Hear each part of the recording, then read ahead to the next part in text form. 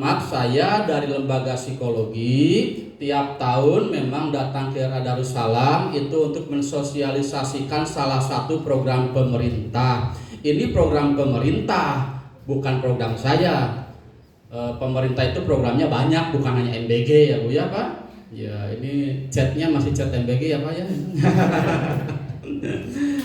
Program pemerintah itu banyak, salah satunya adalah tentang pendidikan karakter. Ini yang membedakan pendidikan sekarang dengan dulu. Dulu mah Pak Bu, yang namanya anak pintar itu kalau sudah bisa baca itu pintar, bukan. Anak sudah bisa ngitung matematika, teh pang pinter nak, bukan. Insya Allah Bu Pak, saya tidak percaya kalau Allah menciptakan manusia ada yang bodoh. Tidak ada. Saya sangat percaya Allah menciptakan manusia itu pintar. Tetapi kita tentu harus tahu dan kita harus mengetahui, kita harus cari tahu kepintaran anak kita itu dalam bidang apa. Ya Bu Pak, itu. Jadi tidak semua anak itu pintar semua bidang. Kita wajib tahu kepintaran anak kita itu bidang apa. Ada anak yang mungkin pintarnya memang dalam bidang akademik, ada yang pintarnya dalam bidang olahraga, anu dinas seni budaya dan lain sebagainya. Nah itu nanti saya dari lembaga psikologi akan mengantarkan itu, insya Allah nanti beberapa hari ke depan, mungkin nanti akan dijadwalkan lagi oleh Pak Mansur. Biasanya mungkin awal-awal masuk sekolah anak-anak kita akan melaksanakan yang namanya program pendidikan karakter. Salah satunya yaitu tentang pelaksanaan tes psikologi anak. Tes psikologi bukan tes IQ, awas jangan salah. IQ itu kecerdasan, tes kecerdasan. Anak kita belum saatnya tes kecerdasan. Ini namanya tes psikologi. Apa itu psikologi Pak? Kejiwaan. Jadi ini namanya adalah tes kejiwaan. Seremnya punya? Tes kejiwaannya Pak, mohon saan dulu tesnya Pak. No dia tesnya anak-anak kita, alhamdulillah ya Pak. Yang ditesnya anak-anak ya Pak, betul. Padahal mah Pak, anu pas bisa dites kejiwaan tesaan Bu Pak. Orang tua nanya bunya. Atau nanti di RA Darussalam bade orang tua nawa ya anu tes psikologi Bu. Silakan aja. Beberapa tahun ke belakang ada di sini orang tua yang juga ikutan dites, tapi kita prioritaskan tes buat anak-anak kita saja dulu. Kebetulan kalau di RA Darussalam ini tes psikologi itu program wajib. Jadi nanti insya Allah semua anak akan kami tes ya Bu ya. Tinggal nanti koordinasi dengan pihak sekolah. Apa sih Pak manfaat pelaksanaan tes psikologi? Banyak. Tes psikologi itu manfaatnya banyak, tapi biar tidak terlalu lama, hari ini saya hanya akan menjelaskan dua manfaat. Nah anu dua ieu sok samikeun sareng urang kali Bapak Ibu siapa tahu sama. Satu, kita nanti akan mengetahui yang namanya golongan kecerdasan anak. Golongan anak Bu Pak, sanes angka naon? Ibu engke pami aya hasilna ngingariweuh ningalian angka. Da sanes penteun eta mah sanes ranking tingali we golongan anak. Golongan kecerdasan teh pami disimpulkeun teh aya 3. Ada 3, 1 ada anak yang di bawah normal, 2 ada anak normal, 3 ada anak di atas normal. Anak yang di bawah normal kita hilangkan, gak usah dibahas. Bertahun-tahun saya datang ke sini ke RA Darussalam belum pernah menemukan anak di bawah normal. Jangankan di RA, di SLB saja saya jarang menemukan di bawah normal. Insya Allah anak kita pasti nanti ada yang normal dan ada yang di atas normal. Anu normal teh kumaha ta Pak? Ciri-ciri anak yang normal itu biasana sok rada gampang diarahkeun anak, rada gampang diaturna, rada gampang dipiwarangna. Ya Bu, rada gampang. Contoh misalkeun nya bunya rada gampang kersana mah Pak, murang kali abi teh Pak dipiwarang ka warung, tapi nya eta kudu diburuan heula tah teh normal. Mohon Bu Pak, kersana mah Pak murang kali abi teh dipiwarang apalkeun di bumi, tapi eta mah kudu dipelototan wae tah teh normal ya Bu ya.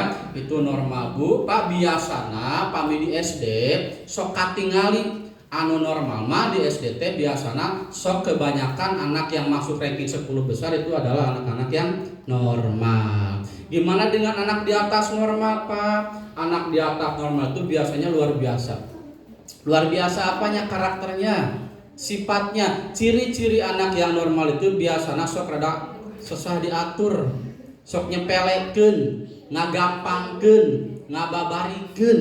Contohnya punya, misalkan anaknya itu tipenya biasanya dia tidak mau diatur tapi pengennya ngatur. Saur ibu teh geura ibak kosong teh mama ge acan ibak. Nah, itu ciri-ciri anak di atas normal. Jadi tadi kasih contoh dulu, tidak usah banyak nasihat karena anak usia dini itu dia lebih membutuhkan contoh daripada nasihat. Itu ciri-ciri anak di atas normal. Jadi itu yang pertama, nanti kita akan cari tahu apakah anak kita termasuk yang normal atau yang di atas normal. Jadi nanti pihak sekolah dapat data, oh anak ini di atas normal, oh, kayak gini nih menghadapinya dan lain sebagainya. Biasanya anak di atas normal itu didominasi oleh anak-anak yang aktif, anak hiperaktif. Nah makanya nyambung sedikit intermezzo, mungkin sedikit iklan. Saya kebetulan juga di luar sana, Bapak Ibu mungkin ada yang kenal juga dengan saya di bidang yang lain. Saya kebetulan mempunyai yang namanya sekolah sepak bola. Saya punya sekolah sepak bola di Parapat, namanya SSB Samudra Gemilang. Saya bikin ini adalah untuk menjawab pertanyaan banyak orang, bagaimana cara mengaplikasikan anak-anak yang di atas normal. Karena kalau dia di rumah teh sok ngarusak wae, segala purpose, pabalatak dan lain sebagainya. Makanya saya bikin kegiatan ekstrakurikuler bernama Sekolah Sepak Bola Samudra Gemilang. Nanti mungkin kalau misalkan dari Bapak dan Ibu ada yang anak-anaknya pengen dititipkan kegiatan ekstrakurikulernya, silakan datang ke Lapang Samudra di daerah Jomber Batu. Dulu ada di sini ya Pak Mansur ya. Namanya Arthur ya, siapa ya? Sekarang udah SD. Sekarang udah SD ya. Ya itu anaknya aktif ya, aktif. Nah makanya biar keaktifannya itu disalurkan, itu salah satunya adalah dengan kegiatan olahraga gitu. Itu yang selanjutnya kita nanti akan mengetahui selain minat bakat anak, cara belajar anak, kita akan mengetahui yang namanya dominasi kerja otak. Dominasi kerja otak. Otak itu fungsinya untuk berpikir ya Bu ya. Anak sudah punya otak Bu, insya Allah anak juga sudah bisa berpikir. Awas nanti ke depannya anak punya otak Bu Pak, anak bisa berpikir. Suka kelihatan sama saya Pak Mansur, kalau lagi ada lomba mewarnai, Pak Mansur juga sering jadi dewan juri ya Pak ya. Biasanya anaknya yang mewarnai orang tua nanurariwu ya Bu ya, orang tuanya yang nggak bisa diem, eta mah gunung atau warna biru, awas ya warna biru kan, bios antep kan ya Bu ya. Aku udah pamanya eta gunung diwarna warna biru teu haram ieu. Biarin aja warna merah ogenan. Nanti di rumah tanya sama ibu, kenapa tadi gunungnya diwarnai dengan warna merah? Siapa tahu anak ibu punya jawaban yang luar biasa hebat. Ih, mama mah keterangan tadi malam aku lihat YouTube. Nah, apa mama? Ayah sia mah Gunung Krakatau mah kebakaran mah. Tanu ku abi diwarna teh Gunung Krakatau kebakaran teh mah luar biasa anaknya. Luar biasa apanya Pak? Argumennya, pendapatnya. Anak ibu ngawarnana acak-acakan tapi argumennya sangat bagus. Mungkin nanti kedepannya sudah besar anak ibu nggak akan jadi pelukis, nggak akan jadi ahli menggambar, tidak akan jadi arsitek ngawarnan acak-acakan, tapi karena argumennya yang bagus, mungkin anak kita itu nanti calon pengacara, mungkin dia itu nanti calon anggota dewan. Amin ya Bu ya. Iya, jadi tolong jangan terlalu banyak ikut campur urusan anak. Karena anak ibu ikut campur urusan kita juga kita nggak seneng ya Bu Pak. Iya. Nah itu ya Bu. Otak itu disimpan di belakang. Otak itu disimpan di kepala bagian belakang. Di sini ya Bu ya Pak. Ada otak di sini. Ya Bu di belakang. Karena saya tunjuk kenapa? Karena biasanya Bapak Ibu pamit nunjuk otak sok lepat wae. Ibu kalau nunjuk otak suka kemana Bu? Nunjuk otak biasanya kemana Bu? Ada yang ke sini ya Bu ya. Aya nu ka dieu ya Bu nya. Aya nu kana dengkul segalanya Bu. Mikir gerak, pantesan nggak bisa mikir. Bu nunjuk lagi ka dieu, di sini mah nggak ada otak, di sini tulang, di sini ada otak. Mikir ke sini ya Bu ya, karena di sini pusat berpikir. Hati-hati, tulang kepala yang paling rapuh, yang gampang pecah itu yang mana? Yang belakang. Jadi jangan sampai anak kita kena benturan terlalu keras ke belakang, itu berbahaya. Bisa geger otak atau mungkin hilang ingatan, karena di sini ada otak. Otak itu dibagi jadi dua Bu Pak. Ada anak yang otaknya otak kanan, ada anak yang otaknya otak kiri. Wajib tahu Bu, saya punya anak dua. Anak saya yang pertama otak kanan, anak yang kedua otak kiri. Beda cara belajarnya. Anak otak kanan dulu Pak Bu, silakan samakan dengan anaknya ya. Nanti silakan samakan. Anak otak kanan itu kelebihannya dia mempunyai daya ingat yang kuat. ingatannya bagus. Jadi kalau suruh menghafal, anak ini cepat hafal. Itu hebatnya anak otak kanan. Tapi hati-hati, ingatannya kuat. Tolong orang tuanya jangan terlalu sering ngasih janji. Biasanya kita suka sembarangan. Ya nanti, ya besok dibelikan. Atau nagih wae nyapanya.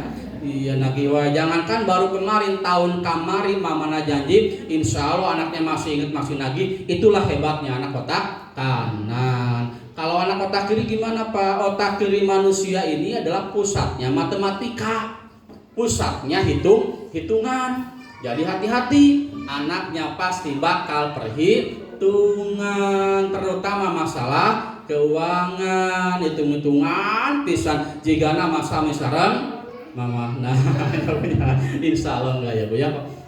Makanya ya Bu, kita sarankan anak otak kanan itu disarankan belajarnya itu huruf dulu, baca dulu. Anak otak kiri belajarnya angka dulu, ngitung dulu. Sekali lagi jangan kebalik, anak otak kanan mah belajarnya teh huruf heula, maca heula, pasti tereh tiasa. Anak otak kiri mah belajarnya angka dulu, ngitung dulu, pasti tereh tiasa. Itu maksudnya ya Bu ya. Makanya mari nanti kita cari tahu apakah anak saya termasuk anak yang otaknya kanan atau kiri, atau tadi yang normal atau di atas normal. Insya Allah nanti beberapa hari atau minggu ke depan anak-anak kita semuanya akan melaksanakan ini. Cuman mungkin Bapak Ibu harus tahu penjelasannya dulu. Dan juga ada beberapa, kalau tes psikologi itu banyak, tapi biasanya yang dilaksanakan di sekolah itu ada 2 cara. Ya Bu, ada 2 cara. Ada yang dinamakan tes reguler, ada yang dinamakan tes sidik jari. Tahun kemarin ada yang ikut reguler, ada.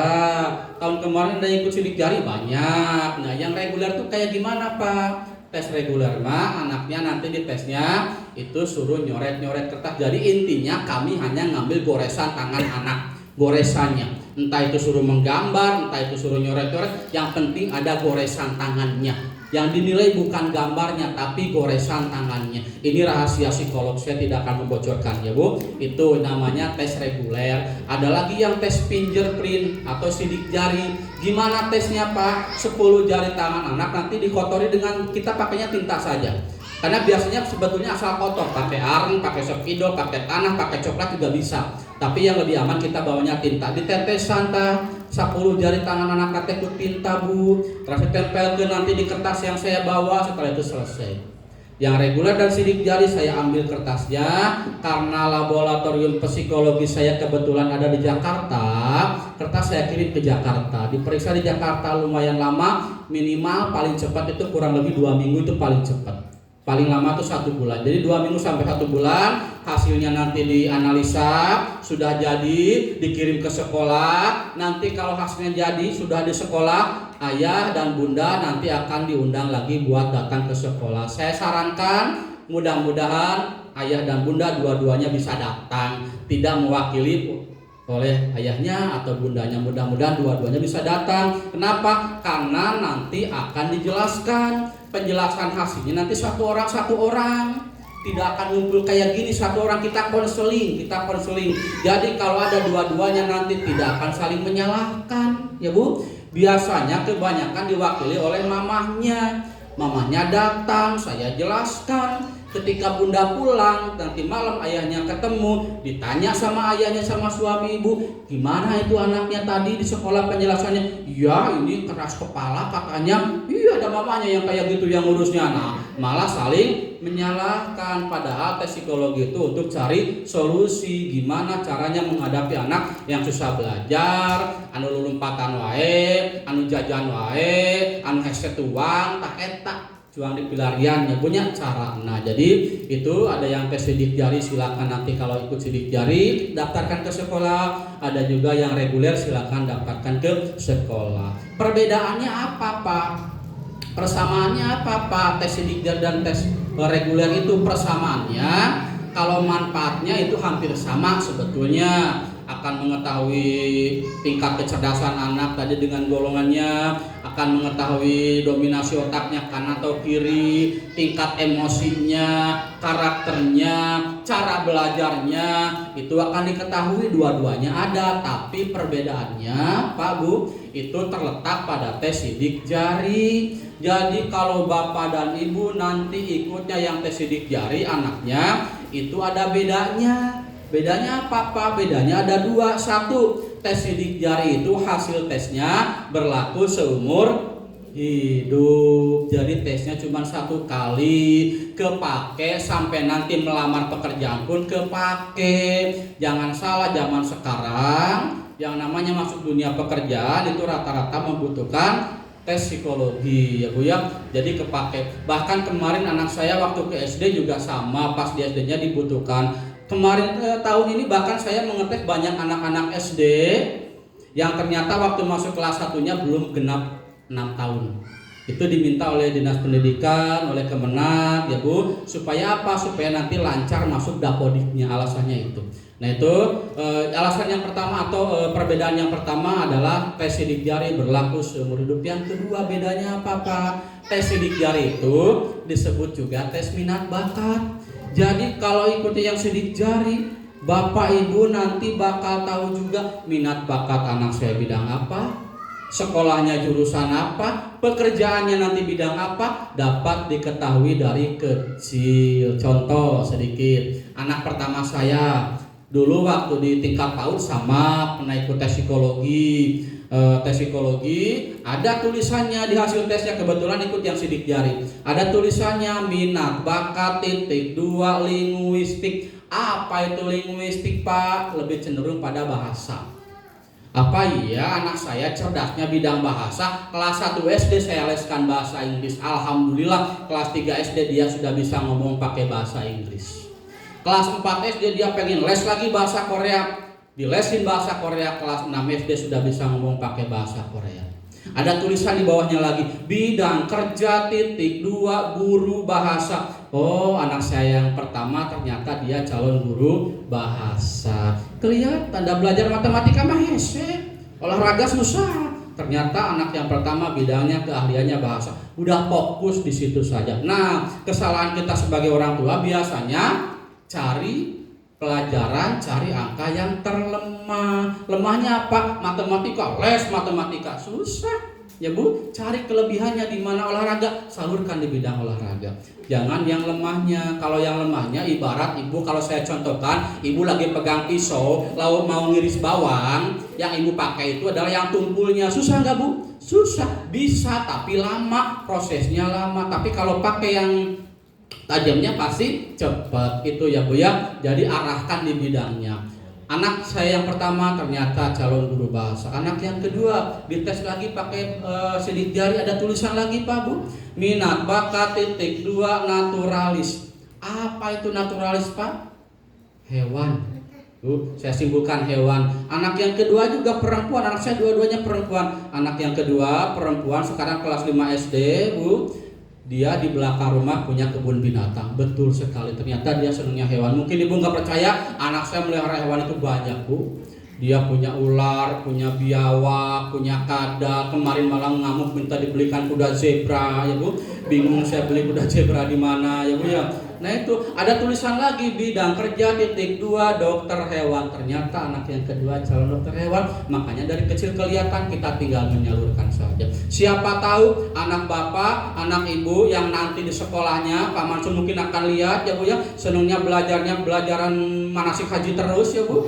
Ada yang sa'i terus, lari-lari terus. Ada yang tawaf ya Bu ya, muter-muter keliling-keliling. Terus ada yang juga lempar jumroh terus tiap hari. Ada apa dilempar-lempar. Siapa tahu begitu dites bidang kerja titik 2 polisi. Oh calon polisi apa? Iya biarin aja dilalar terus ya Bu. Itu juga lagi latihan dari kecil. Jangan, itu lagi latihan dari kecil Bu, karena dia calon polisi kelihatan. Kenapa siapa anak saya di rumah dia yang laki-laki Pak, kalau punya mainan dibongkar terus ya Bu. Ya siapa tahu begitu dites memang calon mekanik di situ ya Bu ya, dan lain sebagainya. Jadi kelihatan. Tadi saya bilang Allah itu menciptakan manusia pasti pintar semuanya. Cuman kita orang tua wajib mencari tahu bidang apa kepintaran anak kita. Setelah cari tahu, mari kita ajarkan, mari kita arahkan. Itu ya Bu ya Pak. Nah insya Allah itu sedikit penjelasan dari saya bahwa nanti beberapa hari ke depan anak-anak kita akan mengikuti tes psikologi di sekolah ya Bu. Tinggal nanti Ibu silakan koordinasikan dengan keluarga di rumah, mau ikut yang reguler atau ikut yang sidik jari. Pasti nanti biasanya sama pihak sekolah didata. Nanti Pak Mansur akan mengabari saya, Pak, tesnya tanggal sekian ya Pak, jam sekian. Nanti tim saya akan datang ke sini. Kebetulan saya tidak bisa ngetes Pak, Bu. Jadi nanti yang datang ke sini itu tim saya ya Bu ya, bukan saya. Itu mungkin sedikit Bapak Ibu. Kita mungkin nanti untuk selanjutnya tanya jawab saja. Baik tentang tes psikologi silakan ada yang bertanyakan, atau tentang pola asuh anak juga silakan kalau ada yang bertanyakan.